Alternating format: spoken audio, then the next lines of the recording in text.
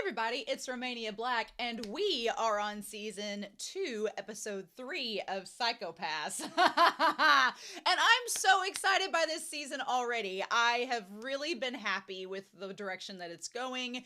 It's all about ghosts this season. The ghost of Kogami is still sticking around. Our mysterious villain man, as I call him, he's kind of a ghost. Is his name Kumai? Is it Kumi? We'll find out.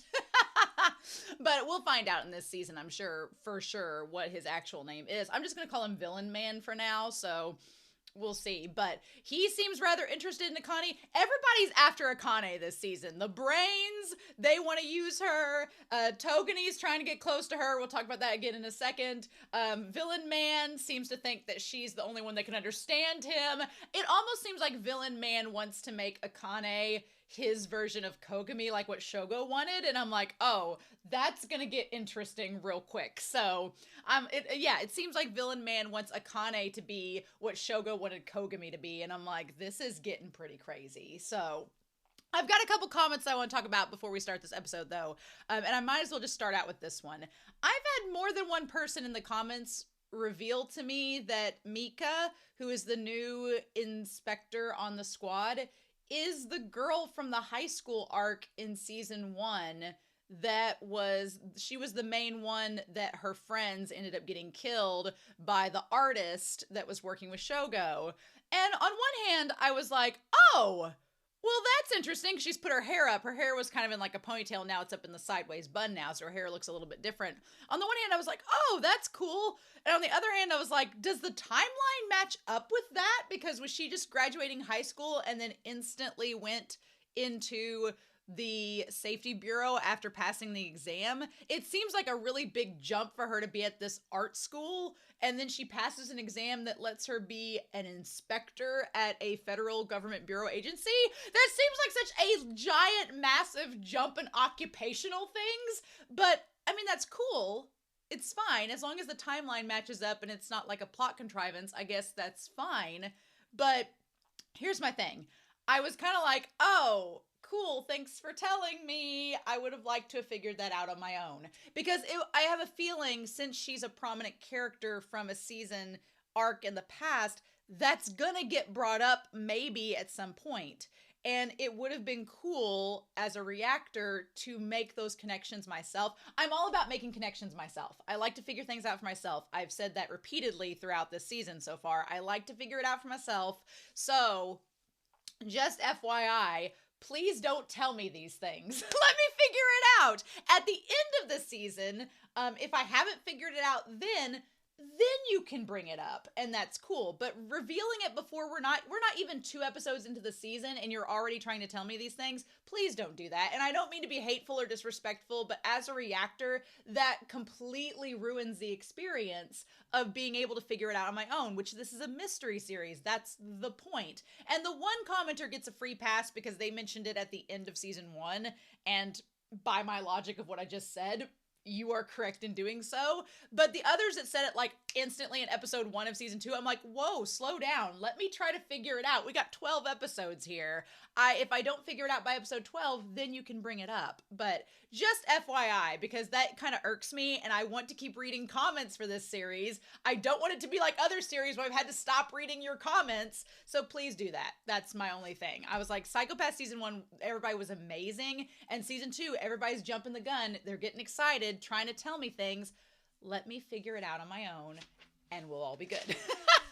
Or I will just heart your comment. And if I just heart your comment, that means I'm not reading it because my mods are like, no. And I've already told the mods, I'm like, if you see any more comments where people are trying to confirm or explain something about a character that I haven't talked about in the discussion, just let me know and I'll ignore it. So hopefully this won't happen again, but that did bother me. I was like, I would have loved to have figured that out on my own. And if it comes up later on in the series as a plot point, I'm going to be a little pissed, being like, I really wish I could have discovered that as a reactor and had that elation, right? But Anime Annie does talk about with the end of season 1, the idea about historically with Japan's isolation, which I thought was really cool to bring up. The idea that from the 1600s to the late 1800s, Japan had closed its borders to trade with outside countries. And What's interesting about that is that Sybil system is kind of implementing some of those same practices historically from the past, but because the people of Japan in this current storyline are not studying the past, they don't realize it. So I love that Annie brought up the fact that, yeah, because Akane noted that history is not really a subject that we're discussing anymore, nobody's bringing it up or realizing what the Sybil system is doing. And I thought that was really, really cool. Also, I like that Anime Annie pointed out that in season 1, Akane gets a lot of one-on-one conversations with different characters, and in those conversations, she's allowed to be herself and express how she really feels about things. So when she talks one-on-one with Kagari or Kunazuka, she's able to fully be herself. Same with Masaoka, Kogami, etc. Ginoza, on the other hand, when he talks one-on-one with characters, he always has this wall that he's put up in season 1, whether he's trying to like rise up the ranks in the Public Safety Bureau, whether he's trying to mask the fact that his dad is talking to him, whether he's trying to like act as a superior to his subordinates. There's always, even to his therapist, he's a patient. He's not a real person. He's not allowed to be truly himself. He's a patient in that scenario, and the person he's talking to is not like a friend or a confidant. It's a therapist. They have a job to do. So there's all these walls and personas that Ginoza has had to build up in season 1, and then they finally get tore down by the end of the season. So I'm going to be curious to see in season 2 how Ginoza, now that he doesn't have to put up those walls anymore, if he's able to have a one-on-one conversation with Akane, because last episode he seemed to like get the fact of the cigarette smoke, being like, you don't smoke, what's this? So I'm wondering if he's going to ask her about it and what that's going to be like. So that should be interesting. Also, because of the reveal that Mika was the girl from the high school arc, I went back and I rewatched episode 7 of season 1, which was the Belladonna episode where she appears. That's also the episode where Kogami's doing the weightlifting, ironically enough. And there's a couple things. One, Kogami is like shirtless throughout most of that fight scene, and Akane's like, please put a shirt on because I'm oogling at your abs. So Togane, if you're trying to win Akane over, you're not showing enough abs, so there's that. And then 2, it's the idea, what's interesting is that Kogami in that episode says that his only regret is that they weren't able to solve the case. But we find out later in the season that that was kind of a lie. It wasn't just the fact that he hadn't solved the case, it was the fact that Shogo was allowed to go free after killing Sasayama, because they solved the case. They figure out it's Shogo. All they had to do is capture him and take him into the Sybil system, and technically Kogami's done what he told Akane was his only regret, but he couldn't just let it go at that. It became more of an obsession and led him to want to kill Shogo, not just turn him in and it be done. So I thought that was rather interesting. But yeah, lots of suspicion, lots of curious things going on in this season. I'm really excited to see what they give us as we dive into this 3rd episode. It's crazy. After this episode, we'll be a 4th of the way through the season, which is wild to me. But I'm so used to the extended edition where we had 22 episodes condensed, and now no, it's literally like 11 episodes, and that's it. And we're like a third of the way there. So I don't know. I do appreciate the show is not trying to like, now as I say this, I know there are lots of parts of Psycho Pass, and I don't want to know how many parts because the moderators already got me a sheet. I'm all set to go. But I do like that they're like not, as I say this, I'm laughing. They're not extending it when they don't need to. But at least for this storyline, right? Because I'm pretty sure the storyline is going to be 11 episodes with Villain Man and us trying to solve the case. So I'm fine with that, right? But we're not going to waste any more time. I've talked for nearly 10 minutes. Thank you all so much for watching this reaction discussion. I hope you all enjoy it. I'm so psyched. I'm psyched for Psycho Pass.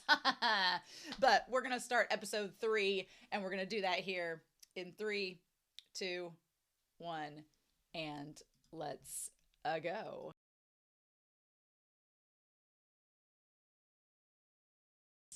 Whew, okay. Okay, I want to say first and foremost, I really like this 2nd season. I know that a lot of people, and I know we're only like 3 episodes in. We still have like 2/3 of the season to go. But I was honestly kind of dreading going into the season because there have been a lot of people that have been like, I don't like season 2, and season 1's the only good season. And I was like, I'm going to give this season a very open-minded look. And so far, I'm really impressed with it. I like a lot about it. I like that we're getting into these characters more. I like that the new characters, we're starting to get more into them as well. There's a lot of layers to this that I'm like, okay. And it's like slowly peeling it back. But one thing that I do really like is Kamui, Kamui Woods. Kamui, our new villain man. He is not Shogo, and I am very happy about that. I know I talked about it last episode, but what I like about him is that he's very much like, I don't want you to find out who I am. I want to torture you and change society, but I'm not leaving, because I think if it had been exactly the same as Shogo and it would have been like another book club, then it would have felt like a pale comparison, and it would have felt like Kamui was trying to imitate Shogo, and then that would have been lame. So I like that the show is going at it from a very different perspective, and we have a villain that is very creepy and very, very sexually invasive, and I'm like, get the hell away from Shisui. I don't even want to think about what he's done to her. And there's some interesting things going on, so we need to talk about them, because I'm not exactly sure at this point, like, who's matching up with who's secretly aligned with who, what's going on. I feel like maybe I'm getting really excited because I feel like this is like Heaven Official's Blessing a little bit, where you don't exactly know who is aligned with who half the time, and you're like, I don't know who knows who has a past with who, what's going on. I like that feeling, so I'm all about that. But yeah, so let's talk about this opening scene. Oh my god, poor Shisui. So we see he's been drugging her, and he has on the table there several different drugs that he's like using her as a guinea pig for. Took out her eyeball, which, holy shit, and has the Dominator pointed toward. It's like something out of Saw, right? And he's like, there are times when excitement works to better purify the hue, even more than trying to always maintain calm. Okay, so you have this idea. Let's just put Kamui up here. We're going to put him up here. And he's talking about how excitement or adrenaline essentially purifying a hue more than staying calm. Well, that's a pretty freaky thing, because you know who that reminds me instantly of? Akane. And the idea of being asymptomatic.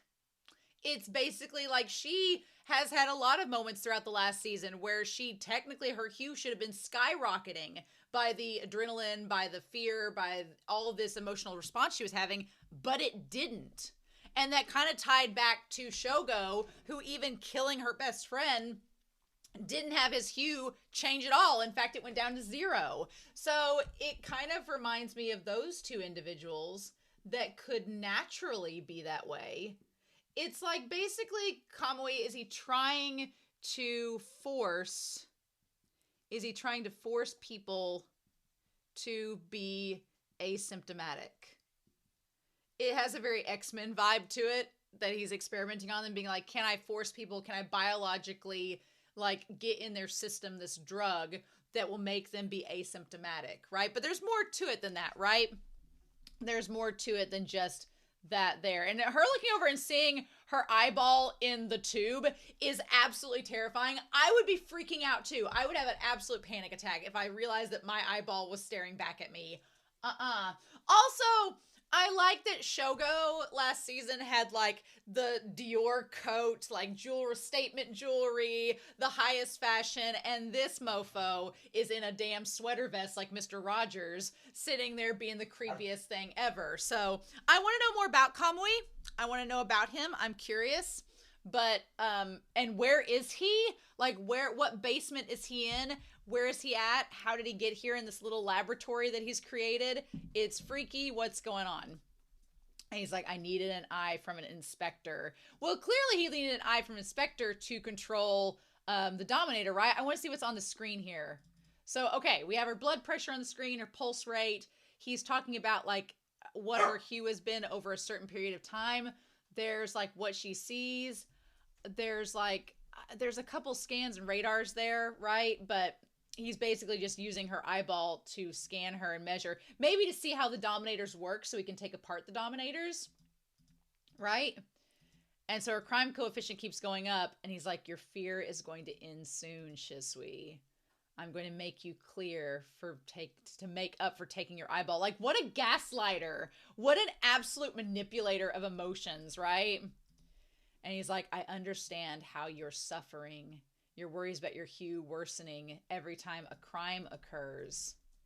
And your fear towards enforcers who can turn on you at any moment. I mean, he gaslights her pretty hard, but at the same time, how does he know about this experience? Was he an enforcer? Was he an inspector? I'm curious about his past. He seems to kind of know a little bit about her in this case. At least knows a little bit about her history, and what holds you back is you yourself. He also is kind of a masochist because he likes her chewing on his finger, but you have the strength to accept any circumstance.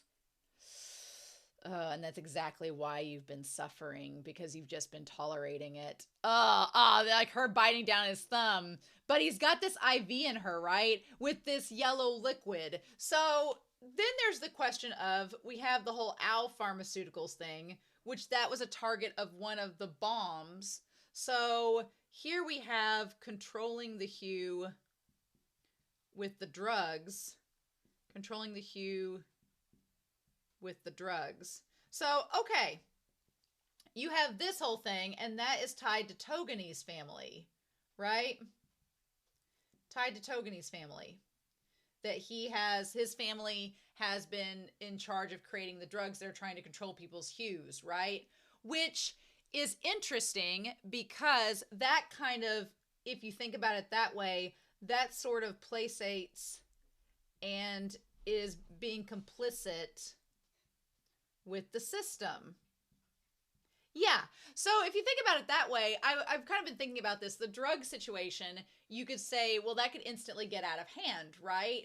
So, but if these drugs keep people's hue in check, then that basically is giving them an incentive to keep the Sybil system, because it's like, oh, well, the Sybil system is still good, the society still works, but sometimes you get stressed, so if you don't want to go do emergency therapy, just take these drugs and you can still interact in the system, you can still engage with society, you can still be a part of society, the society is still needed, it still doesn't have to go, it just creates like a little band-aid to put on, but you're still in the system, right? So I could see why the chief and the Sybil system's okay with this now, because it's just putting a band-aid over something but keeps the system in place.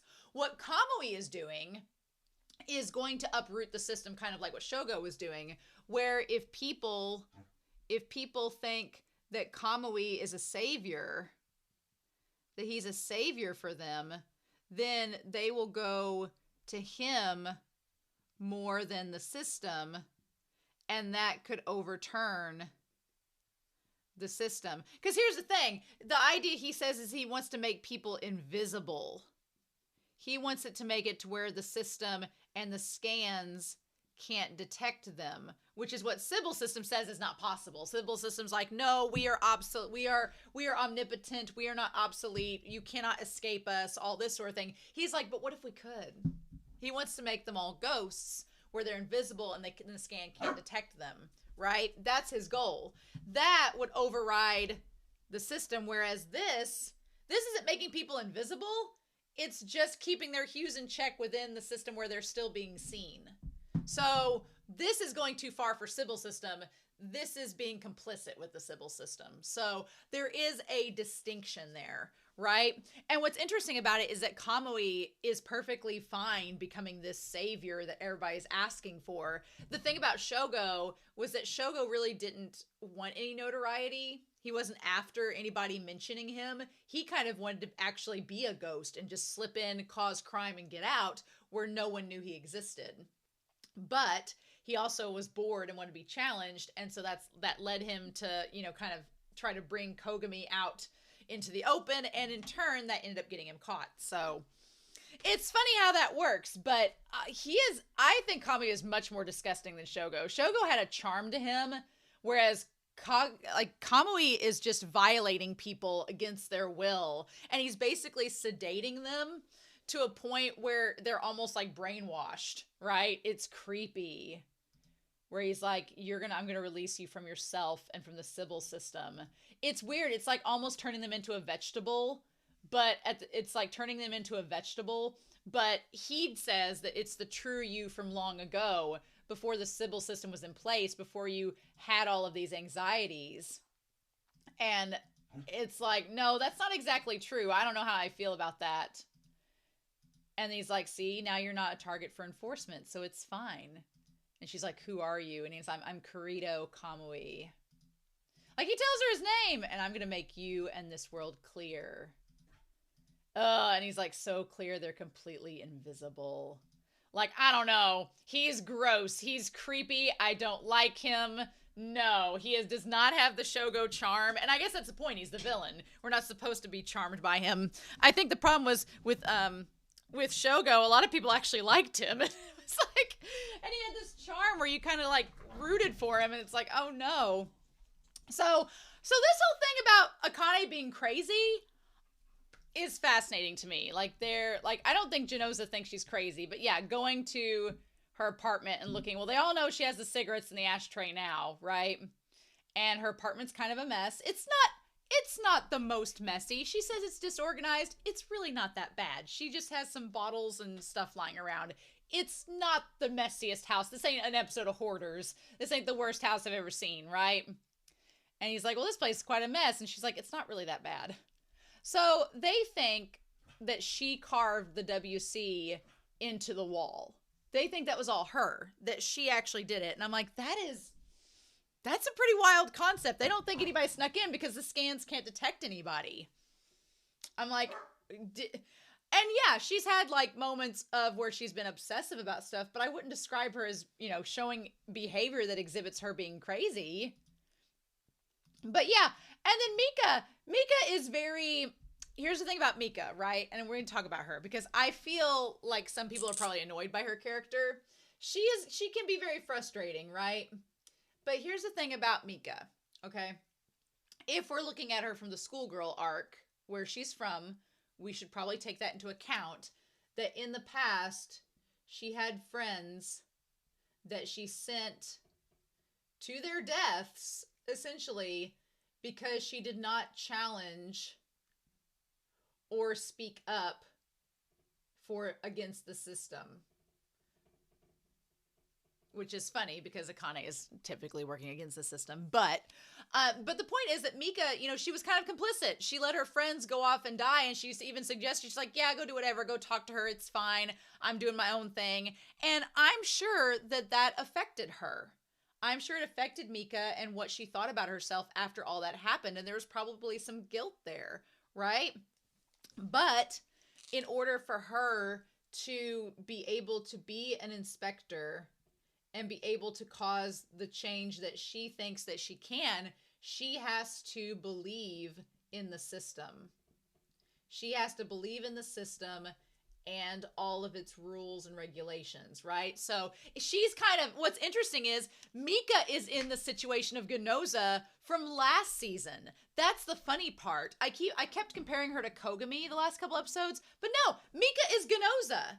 She's in the same boat that he was. She's trying to keep her head above water and be like, no, this is how the system is. We have to enforce the rules. We have to do everything in such and such manner, because otherwise it kind of falls apart and all the fear and guilt that she feels kind of overtakes her. So it makes sense why she is so rigid like this and why she doesn't want to believe in the existence like someone like Kamui, because if we believe in Kamui, it's just going to bring back all these memories of Shogo and that whole incident that happened to her. And that could possibly raise her crime coefficient, which could make her, in turn, end up becoming an enforcer as well, or get isolated in somewhere else, which also explains why she didn't want to stick around with Saiga, because she's like, I can't be around this environment that could raise my crime coefficient. I have to go.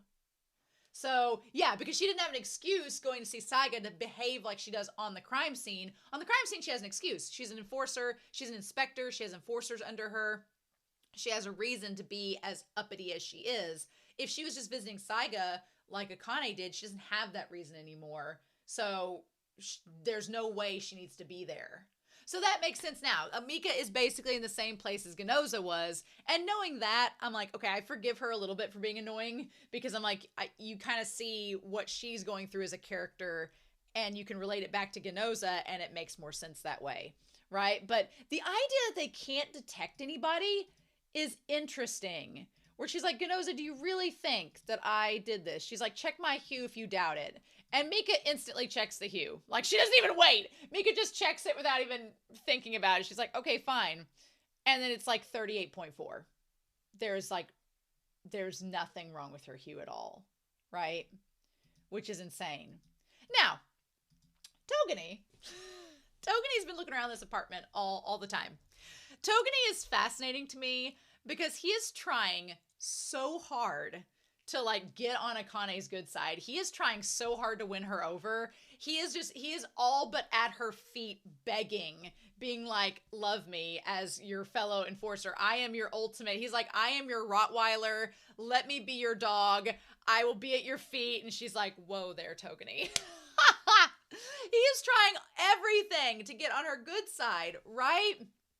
And he believes in her, but I'm like, is it genuine? Right? We're going to put Togane up here. What is the deal with Togane?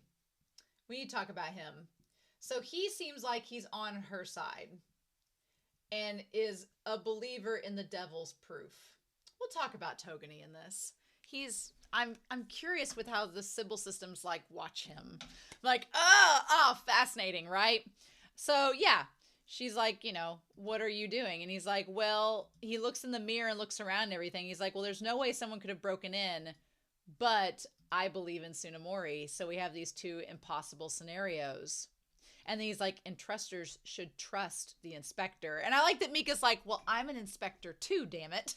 And you can see why Mika's so frustrated in that moment because she's like, well, yeah, you can trust Tsunemori, but what about me too? Like, why is it her over me? And I'm like, girl, she's been there longer. She also solved your case that your friends died in. So, whatever. And so they're going to see Saiga. Mika just doesn't realize it yet. But I like that they talked about her family leaving and being moved to a safe house. But Akane is like, my grandma can't move anymore, so there's probably no chance that she goes.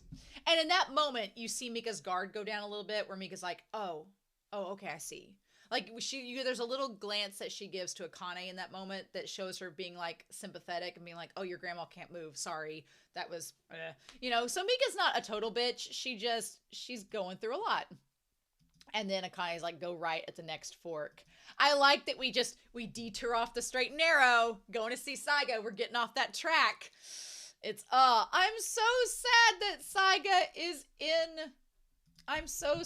Saiga is stuck in the detention center.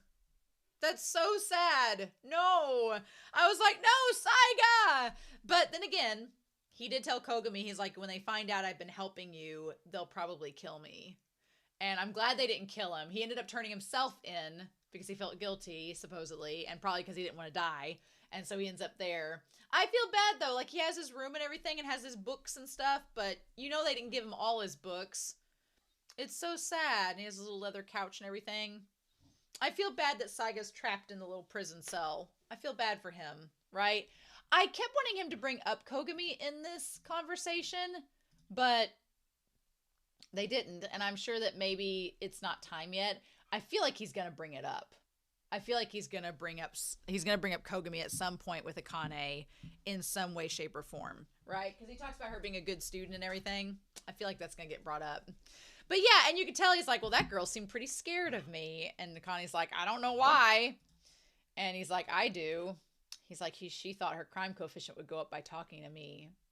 But then Akane's like, well, my crime coefficient didn't go up talking to you.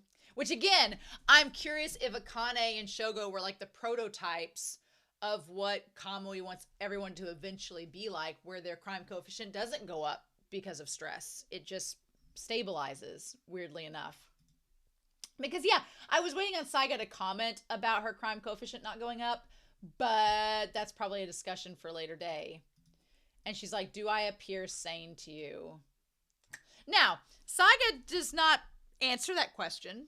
He doesn't say yes or no, probably because that question is not an easy one to answer. Like, define sanity. Like, what do you mean? Are you sane or not? And so he's like, so no one, he's like, it's your own room. It's easy to write a message without leaving any logs, but no one seemed to have broken in.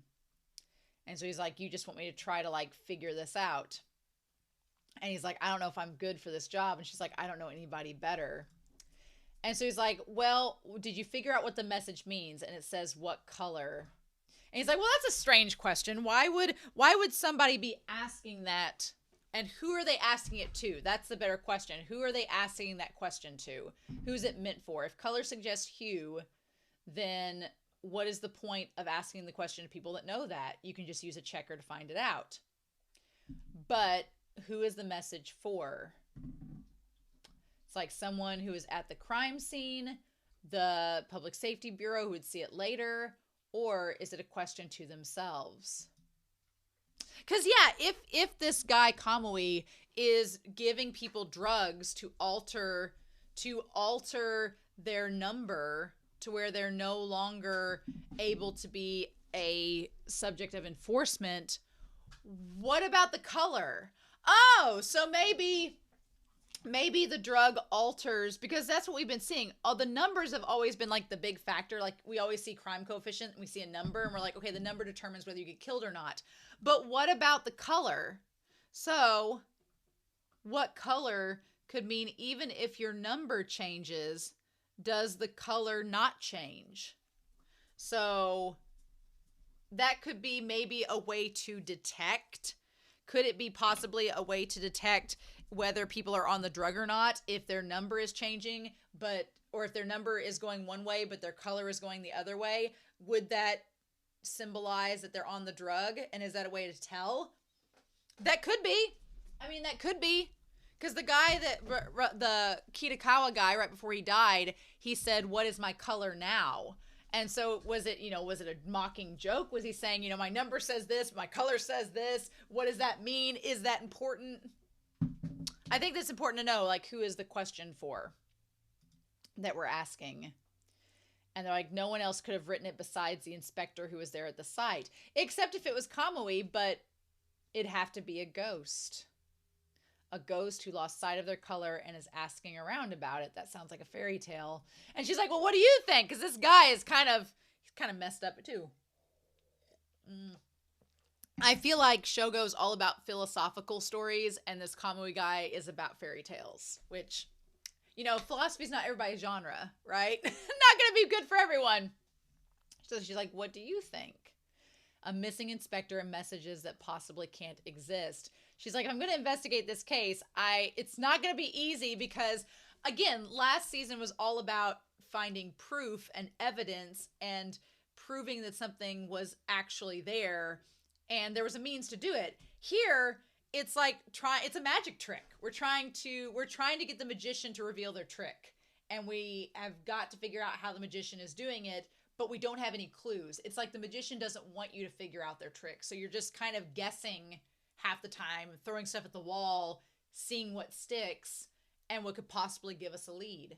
And I like that. I like that about season 2. I like that this is a different vibe that's going about it. And I think Saiga likes her too. I think Saiga, not like her like Togane likes her, but I think that Saiga, he appreciates her as a student, and I think in his head he's probably thinking, okay, this is why Kogami was all about you. I get this now. Because she does act a lot like Kogami in that respect, where she goes to him asking for help. And there we go. He's like, we need to identify things that are only a guess. And that's when he brings up the idea of the devil's proof. We can't prove that it exists, but at the same time, we can't disprove it either. So he's like, I don't really know how to go forward. And she's like, well, if we can prove the existence of Kamui, then that's a way forward, isn't it? And he's like, what, are you trying to negotiate with me? He's like, come on. And he's like, Shisui is considered to be acting solo. Do you have some thoughts about that? And she's like, well, you turned yourself over out of guilt for helping Mr. Kogami out. I like she calls him Mr. Kogami. And he's like, yeah, I'm the type. Do you think I'm the type that can be swayed by peels to the heart? And she's like, well, you know the value of trying to do all one can despite the overwhelming odds. She's like, I came to you because Kogami came to you because he knew that when things were stacked against you, you were the person that could help despite all of these overwhelming odds pushing against you. And he's like, well, he's like, yeah, maybe. I guess that's the case. See, I love it. You're that kind of person. And he's like, well, you are an excellent student. Mm-hmm. So, okay. I like that scene a lot, but we're gonna press pause here for a second and talk about the daddification of Ginoza. I'm living. Because we didn't get to see where Ginoza lived last season. We didn't get to see his apartment. We saw Masaoka's. He had the artwork and everything. And I feel like some of this stuff is Masaoka's that he's taken with him. But he has a Shiba Inu. He has, or is it an Akita? I can't decide. I need to know. Let me look real quick because I need to know. Is it an Akita? Yes, it's an Akita. He has an Akita, the dog. Oh my god. Like, Ginoza has a literal dog, which, why would we think not? But he has him like a little playpen, which is really cute. But we should talk about his apartment, where he has her over, has this Division 2 lady over, and then he's like, do you want some? It's liquor that my dad left behind. That he's been slowly drinking, right? Because Ginoza makes the comment, he's like, I normally would not be drinking, but now I don't have to worry about such things, so I am, right? He's like, I don't have to worry about my crime coefficient too much because I'm an enforcer. So I like that we had his kitchen and stuff in the darkness, and then he transitions into the living room where there's all the lights on, right? And he has the couch and he has the tea. He gives her the tea, which is nice of him. And then he has the liquor because he doesn't have to worry about it. He's an enforcer now. And she's like, I'm an inspector. I can't have alcohol. And he's like, and you're a human. That's the thing. He's like, you know, he's like, when I was, because they said in the last season that most humans in the civil society don't drink because it can raise their crime coefficient, right? And so that's why she's like, no, but Ginoza's like, live a little, you know? Ginoza in that white tank showing off his like buff ass body with the metal arm like Masaoka. Did he borrow Masaoka's rave uniform? Did he do that? He also has a gym there to keep getting buff because Ginoza's got to keep his fit on. I'm like, girl, I know he's an enforcer and that puts a big old hindrance in that plan, but I would be getting on that. I was like, I'm like, are you joking? And he asks if she's okay. And she's like, well, how can I be okay? And he just kind of looks at her like, come on, you can be honest with me. I like that she covers up the eye that Shisui had taken away, which seems a little relevant. And then she apologized and he's like, no, it's fine. She's like, if you work as inspector for 10 years, a position at the Ministry of Welfare lies waiting for you. Okay, so we get a little world building here where apparently if you can work in the Bureau for 10 years, you can get promoted to the Ministry of Welfare and then get out of there. So that's kind of like the goal, right? That seems to be what Ginoza was working forward as well. And she's like, my life from then on would be secure and I wouldn't have to do this.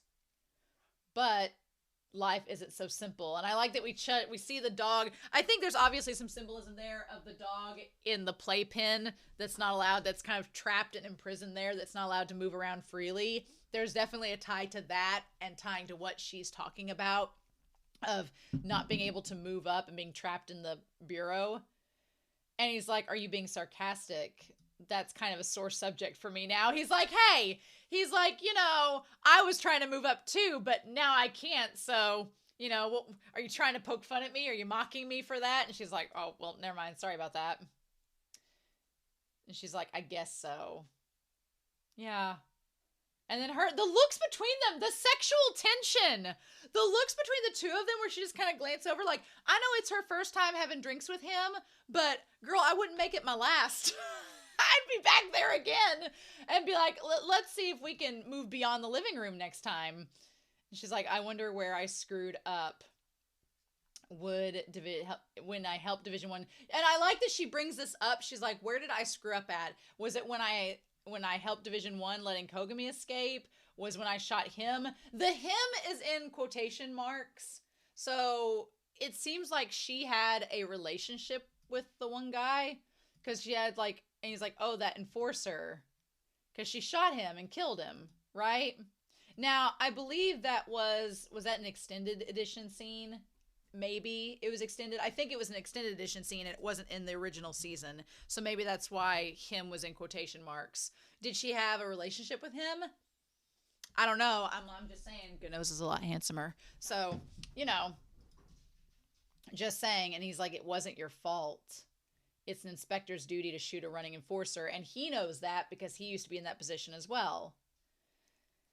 And she's like, well, there's times when one's duty and one's feelings don't align, wouldn't you say? And he's like, yeah. And then he looks over at the coins, like all the cases of the coins he has on the wall, I'm sure are his father's that he's hung up in his memory. So I'm sure he gets it. And it's like, and that whole idea of one's duty versus one's feelings. I mean, his dad died choosing his feelings over his duty. And you have Ginoza with the metal arm like his dad, now sitting there in a tank top like his dad, drinking like his dad. Yeah, it all connects, right? I love this scene so much. And then, yeah, she puts the little golden whiskey. I like she puts the teaspoon of golden whiskey in her tea. I'm like, get it, girl. And she says, sometimes I wonder. I really like this conversation where she talks about if I put a lid on my feelings the moment I killed him. She's like, if I decided after I killed him, because she had feelings for the enforcer. So she likes herself a bad boy, which gives me promise for their relationship, right? I think Ginoza is a bad influence for her, but in the best of ways. I'm like, girl, I would be on that. Just saying. I'm not usually my type, but I would be on that. And I like this idea where she's like, once I killed him, I didn't want to experience those emotions. I didn't want those emotions to get in the way of my job. So I just put a lid on my feelings. I said, I'll just do my stuff by the book. And that's it, which is kind of what Mika's going through. Mika seems to have put a lid on her emotions as well, because that way she doesn't have to think about them and she can just do her job. And then she says, and he's like, a lid. And she's like, when both my joy and sadness reach a certain point, the lid makes sure they don't come flowing out. She's like, this is how I keep track of myself and keep myself in check. I'll just put a lid on it, keep it all bottled up. It's fine. But I like that Ginoza's like, no, that's not fine. Keeping your emotions bottled up is a bad idea. It's not going to work out, right?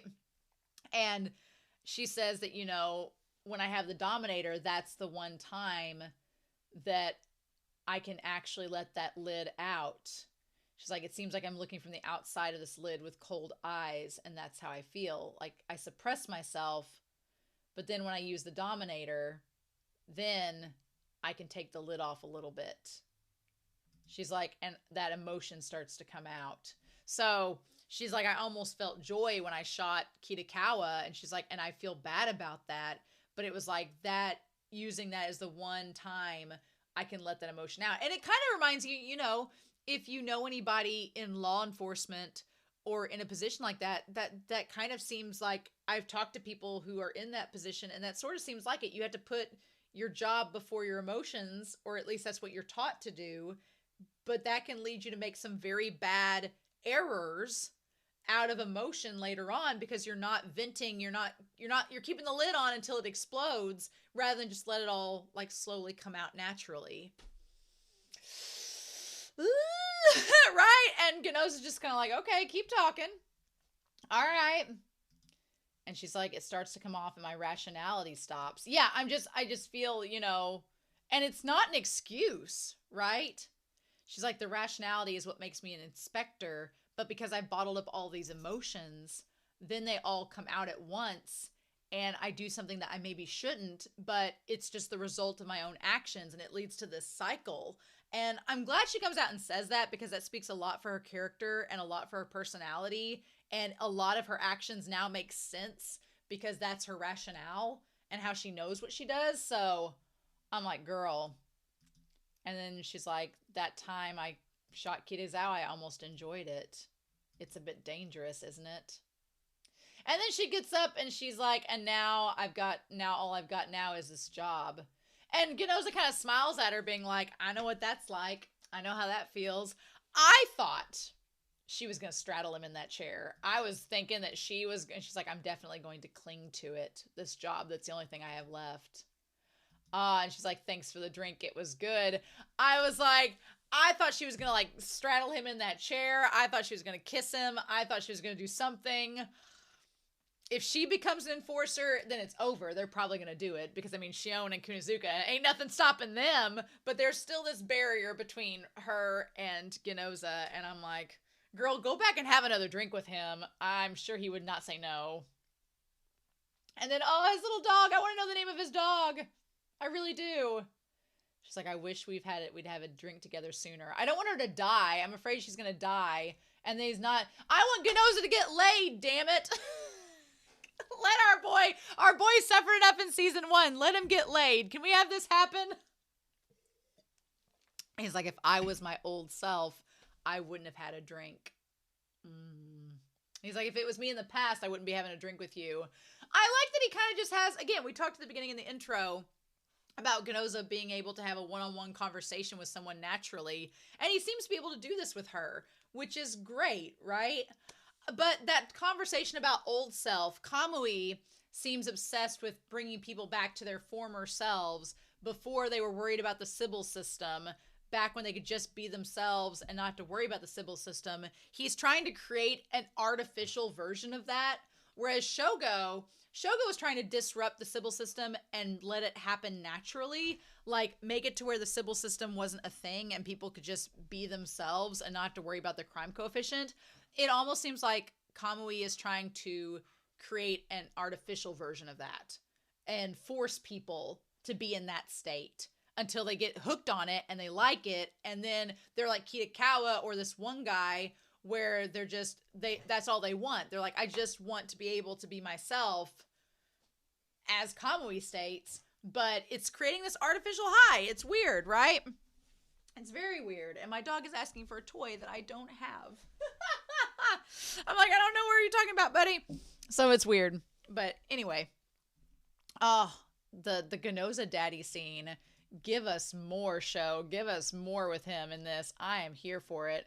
And her just sitting against the door. I'm like, girl, I would have gone back in, but then she gets the call. And the Backstreet Boys starts playing and she's got to go. So then it says it's Shisui, which she sounds drugged out the wazoo, or that she's being told to say something, right? So before we get to that scene, we have the scene with the chief, which this scene is so layered, right? It's so layered. You have the chief and the Sybil system who are talking with Akane. They both are in on knowing that each other knows all the secrets. And then you have Mika standing there who knows none of the secrets. And Mika's like, this is weird. And the chief's looking at Mika being like, are you a threat? Can we threat assess you? There's just so much going on in this scene by what they're doing. And she's like, yeah, we're going to, the investigations of the missing inspector from Division 2, Shisui, and all the messages you believe were left by someone.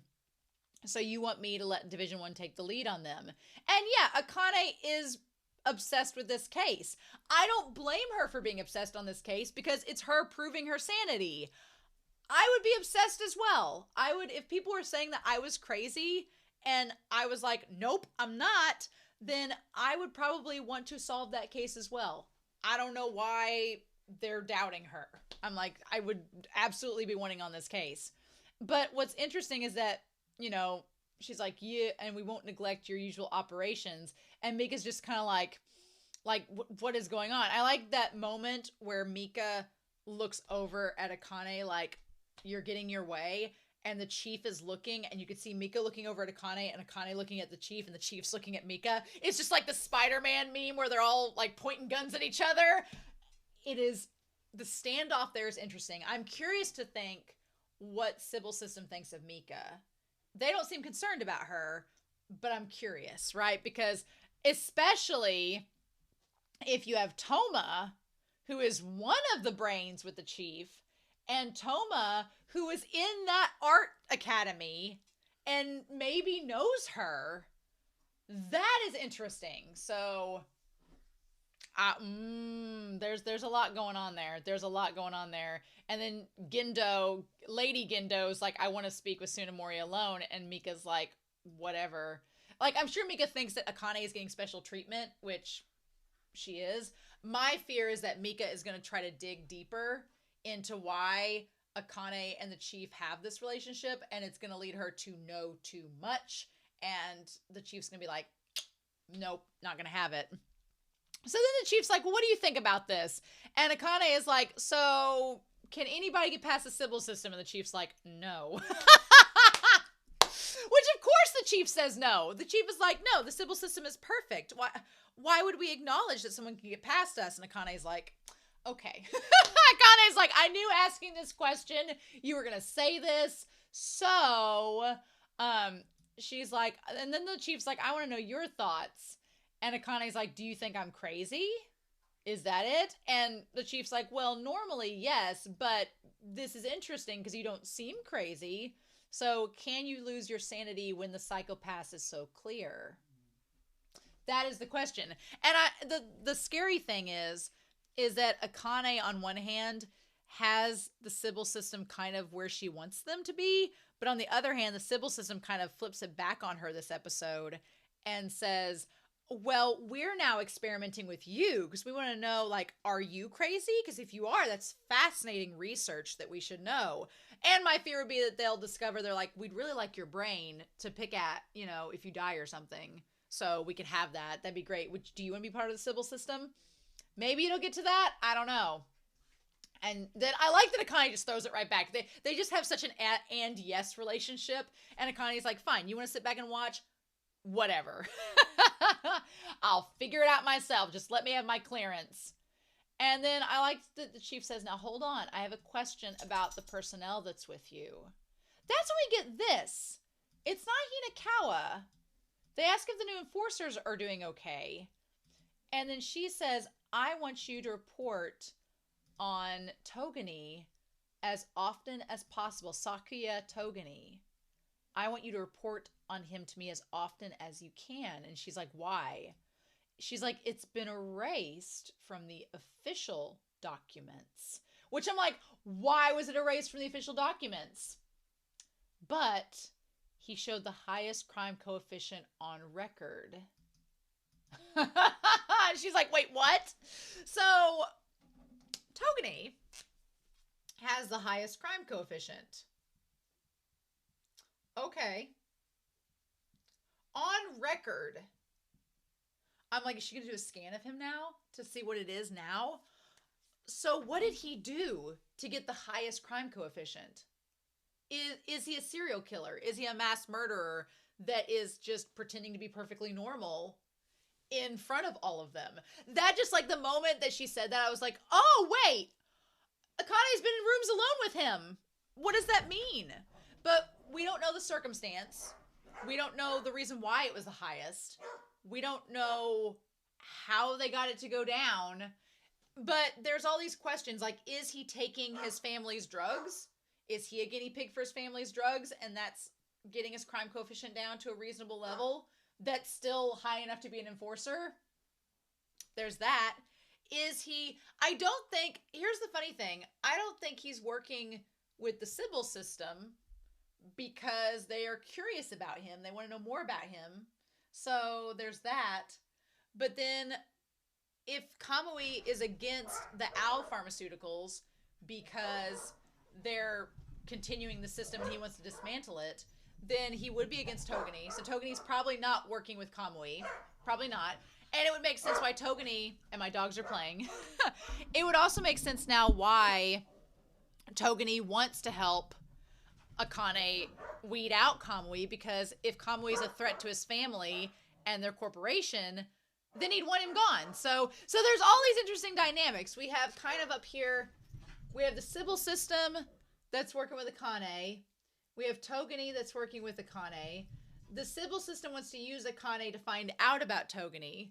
And then we have Kamui over here that is against the Sybil system and possibly against Togane, but seems to like Akane. So it's like this weird cube of connections between Kamui, Togane, Akane, and the Sybil system. and I want to know more. I want to know more. So I'm so fascinated. I'm like, okay, what do we do with this? What can we do with this? Etc. And she's like, he's a useful model case. Be careful how you treat him. And she's, of course, Sybil System's fascinated because they want to know more about him. Akane's like, I've been in a gym alone with this guy and he's flirting with me? What? I'm like, okay. And so then Akane gives the tea and she lays out the plan. She's like, I know this is going to put you all through quite a bit, but an enforcer died, an inspector disappeared, and we can't even locate one dominator. Like, the way she said that, I was like, Akane's pissed. She's like, there's somebody dead, somebody missing, and we can't even find a gun. So we need to get our shit together. Like, I love that she's just like, let's get this under control, shall we? She's like, we can't leave this case alone. And I like Ginoza says, tell us what you really think, Tsunemori. That line was brilliant, where he was like, give us your real thoughts. What you're concerned about is the ghost. Like, and then Ginoza's like, this is going to become personal. And she's like, I'm going to ask Kanamori for the help, so please give me your assistance. And then apparently there's a stress level warning and they get to go out and take care of it. Right? Ginoza definitely is feeling like Akane is becoming obsessed with this case, like Kogami was obsessed with Shogo, and you can tell he's worried for her. And what I don't think he's worried about her hue or worried about her crime coefficient. What he's worried about is that she's going to make decisions, being obsessed with this case like Kogami made decisions, and those decisions are going to lead her to not be able to work at the Public Safety Bureau anymore. Of course, what he doesn't know is that she's so linked in with Sybil System that that's probably not going to happen, but what can we do? And then Mika's like, there's no way Kamui exists. But she's telling herself that. I think, she's saying that out loud to Akane, but I think that she's more telling herself that Kamui doesn't exist, because if he does, then that's going to throw a whole kink in a lot of things for Mika, and she doesn't want that to happen, right? And she's like, let's just go ahead and chase after a culprit. You can go ahead and chase after a culprit that doesn't exist. And yeah, Mika she doesn't want to admit that there's that possibility. So yeah. And so Shion's like, well, there's nothing really suspicious, but I like that Akane's like, what is his goal? Why is he doing this? And Togane, of course, is behind her the entire time, right? Both figuratively and literally. What is the meaning of the message, and why did he set his eyes on me? And at that point, Ginoza's like, okay, Kamui setting his eyes on Akane is exactly like Shogo setting his eyes on Kogami, and we saw what that did, and Ginoza's like, I don't want you to lose you as well, Akane. Because really, Akane and Kunazuka are the only two ties that Ginoza has to the past, along with the Division 2 inspector. Those three individuals, those three women, and Shion, by proxy, are the only ties he has to his past. Like, Masaoka's dead, Kagari is dead, Kogami is gone. He's like, he doesn't ever see Shion. Kunazuka's there, but he has a much deeper tie to Akane. So he's like, I don't want to lose you like I lost them. So you're getting obsessed with this. It is dangerous. And then Togane's like, no, she's fine. And he smiles. He's like, it would take more than this to cloud her hue. Now, that line there, you can read a lot of different ways. Because on the one hand, yeah, we know that physically her getting obsessed is not going to cloud her hue. So is he saying that without realizing that? Is he saying that to be flirty and super supportive? Or is there an underlining sinisterness there where he's saying that knowing it's not going to cloud her hue, but what else is it going to do to her? So Togane is fascinating. I don't know what to make of him. I don't know if he's a secret ally, if he's a secret villain, if he's a neutral party, what his whole business and all of this is. No idea. There's too many factors, but he is all up in Akane's business, and Ginoza's just like, I'm keeping my eye on you, right? This part here where they go and arrest the guy that's making the big impassioned speech, this part here was kind of scary, like really scary, because essentially all he was doing was giving a speech in a public place. And yeah, he was very like emotional, but that's kind of the thing. He was emotional. And because he was getting emotional, it raised the stress level. And they had to arrest him and take him to emergency therapy just because he was being impassioned. That's insane to me, right? That's insane to me. Like, just the idea that that's standard protocol is crazy. And then, so then we get the place where the inspector is supposedly at, the cafe, and they're like, she told me herself that she's here. But they don't immediately see her. And she's like, you guys stay here. We don't want to make things worse. Which, it makes sense. She keeps the two of them there so that as a stakeout, you know, in case of, like, going in there one-on-one seemed like the way to go. But I don't think that was a good plan in the long run. She looks great, though. I love that black coat. But then she goes in, and my question is, one, is she even there? Was Shisui even there, or did you just tell her where to meet up at? Two, is she the guy that's beating her up? Is it a hologram, like, skin over her, and it's just disguising who she is, and it's the skin of a dead person? Because it could be. We think that Kamui used the skin of someone else to lure them there, someone that was dead. But then the guy up there is like, medication can't save anyone. It changes nothing. Like, the medication you're giving is, because they're at like a pharmaceutical. He's like, everyone needs to open their eyes. They can't just rely on medication if they really want to be saved. And he's like, I have to save you guys. But the question is, like, if you're not relying on medication and you're relying on Kamui is using medication to change people. So, seems a bit hypocritical. Just a bit, right? But the question is this old man just someone who is randomly someone that has received treatment from Kamui? Or is it Shisui in disguise with the hologram skin and she's just having a moment? Is she doing what Kamui told her to? Is this even her? Is it just some rando dude? Because it says they have a crime coefficient of 23 and they're not a target. And then the dog that's their like cart attacks her and knocks her down and gets the Dominator thrown away. And then he shuts down the place. Oh my God, we're going to cut back to that right before the ending. But, so, then we come back to the little drone, the cleanup drone, right? And the cleanup drone was one that was defusing the bomb on the site where the message was left. Right? And one of them was found a distance from the crime scene, which is suspicious. A little bit, especially because it was sent in for maintenance and had a missing part. And the impact absorber installed had been removed. And then I like the Togane's like, yeah, it's hard to think it just came off by itself. And Akane's like, what's the deal? And that's when Mika reports in. And then they're with the one guy that they arrested. And he's like, call Kamui in here. Kamui. He can make me clear. And Mika, of course, is like, that's the name of the ghost that she doesn't want to acknowledge exists. And here's someone telling her that he exists. So it's like, uh-huh. And he's like, I want to be a savior. And then the guy, I want to save everyone.